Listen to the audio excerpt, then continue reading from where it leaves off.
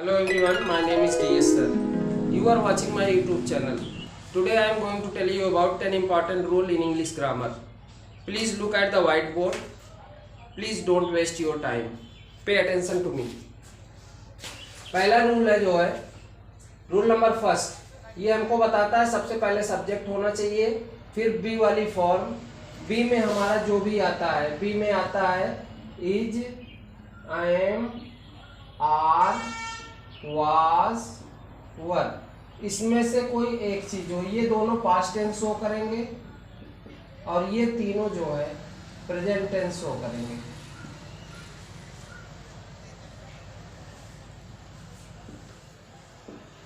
तो अब हमको बी वाली फॉर्म लिखना है, चाहे इज एम आर लिखे चाहे वाज वर लिखे। इसके बाद नाउन लगाना है, फिर एडजेक्टिव लिखना है, फिर एडजेक्टिव या नाउन का कॉम्बिनेशन लिखना है। जैसे हमने कहा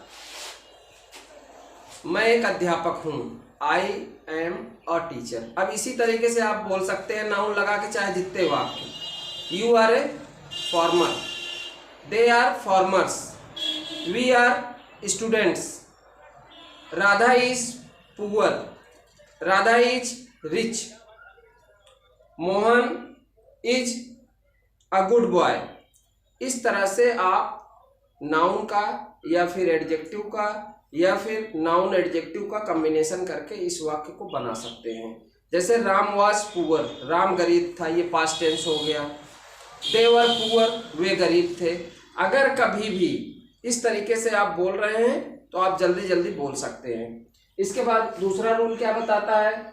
दूसरा रूल हमारा ये है कि पहले सब्जेक्ट रहेगा, फिर नो, नोज या न्यू रहेगा, फिर हाउ टू लगेगा, फिर वर्ब की पहली अवस्था। इससे जो है हम किसी काम को करना अगर जानते हैं, उस काम में हमें महारत हासिल है, वो काम अच्छे ढंग से करना जानते हैं, तो हम तुरंत नो लगा सकते हैं। जैसे I know how to drive, I know how to play, he knows how to sing a song, they know how to dance, या फिर Meera knew how to play. इस तरह से हम नो का जब भी प्रयोग करते हैं उसके साथ नो के साथ हाउ टू का प्रयोग करते हैं और टू के बाद वर्ब की पहली अवस्था आती है। Rule number 2। रूल नंबर 3 देखिए।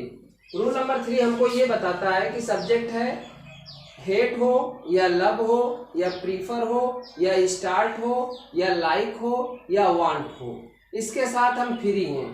चाहे वर्ब की पहली अवस्था लगा दें या फिर वर्ब में आईएनजी लगा दें। जैसे हमने कहा आई लव टू प्ले, बिल्कुल सही है। I love playing, I hate to dance, I hate dancing. इस तरह से लव, हेट और प्रीफर है, I prefer singing a song. इस तरह से हम बोल सकते हैं। प्रीफर लगा करके प्रीफर लगा दिए, स्टार्ट लगा दिए, स्टार्ट लगाएंगे तब भी आईएनजी लगेगा। ही स्टार्टेड गोइंग, वह जाने लगा। तो स्टार्टेड के साथ आप आईएनजी भी लगा सकते हैं। ही स्टार्ट टू गो, आप इसके साथ स्टार्ट साथ टू गो भी लगा सकते हैं।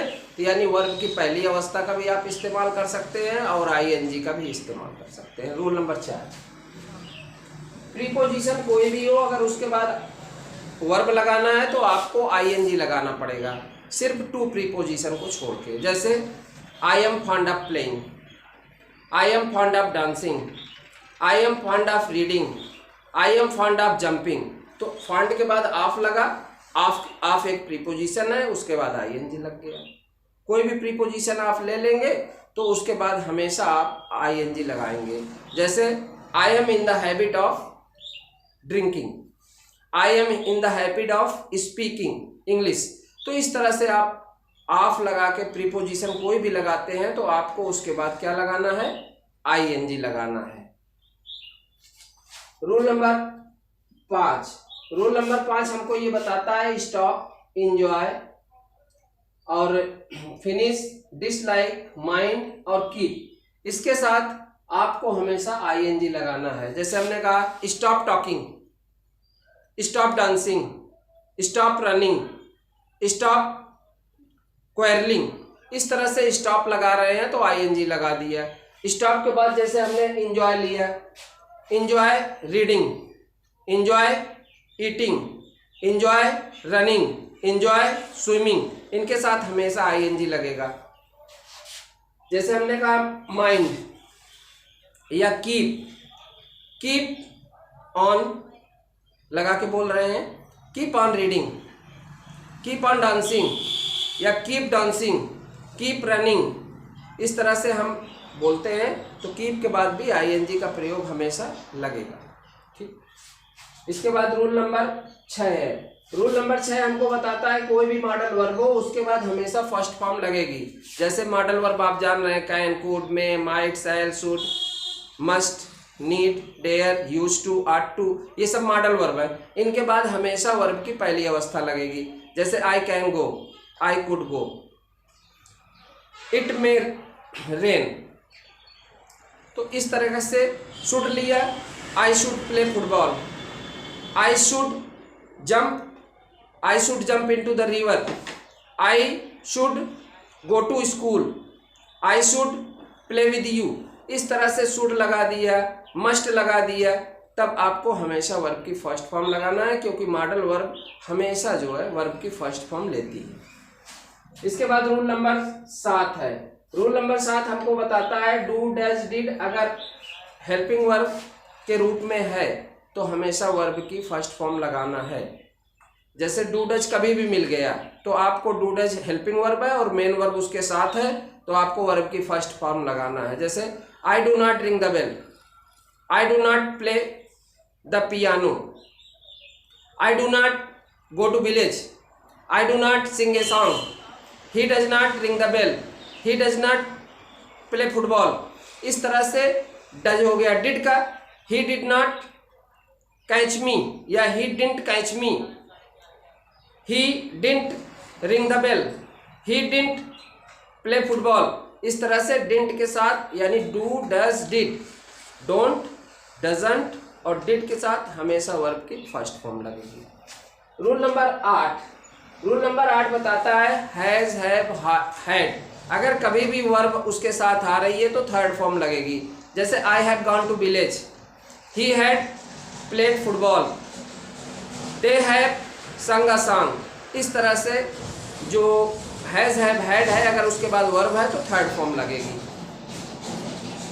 इसके बाद रूल नंबर 9 देखिए, हैज, हैव, हैड के बाद अगर नाउन है या कोई ऐसी चीज है जिसके ऊपर हमारा अधिकार है, तब आप वहां पर हिंदी में आपको के, रे, पास मिलेगा, वाक्य से अधिकार प्रकट होगा। ऐसी स्थिति में आपको क्या करना है, हैज, हैव, हैड के बाद नाउन लिखना है, जो भी आपकी चीज है उसके बारे में। जैसे आई हैव अ मार्कर, मेरे पास एक मार्कर है। यू हैव अ बाइक, तुम्हारे पास एक बाइक है। दे हैव 2 सन्स, उनके पास 2 पुत्र हैं। I had a beautiful house, मेरे पास एक सुंदर मकान था। इस तरह से आप हैड का प्रयोग, हैव का प्रयोग, हैज का प्रयोग करते हैं, तो आपको हमेशा वर्ब की फर्स्ट फॉर्म लगाना है अधिकार शो करने के लिए। अगर इसमें अधिकार तुम्हारे पास नहीं शो करना है, कोई चीज तुम्हारे पास नहीं है, तो I don't have a pen, I didn't have a pen. इस तरह से आप डिड या डोंट लगाते हैं तो वर्ब की फर्स्ट फॉर्म लगेगी। हैव जो है फर्स्ट फॉर्म है। Do you have a pen, do you have 500 rupees, do you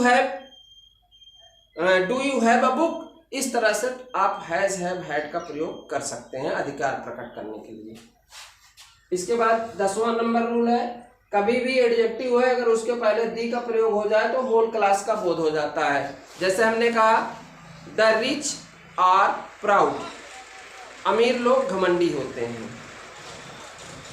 the poor are honest, we should help the needy, हमें जरूरतमंदों की मदद करनी चाहिए। We should help the poor, हमें गरीब लोगों की मदद करनी चाहिए। इस तरह से अगर हम एडजेक्टिव को पहले दी लगा देते हैं तो होल क्लास का बोध हो जाता है, तब आपको एडजेक्टिव के आगे यस लगाने की कोई ज़रूरत नहीं है। इन 10 नियमों को आप अच्छे ढंग से सीखिए, अपनी प्रैक्टिस में लीजिए। वीडियो को लाइक करिए, शेयर करिए, सब्सक्राइब करिए। Thanks for watching video.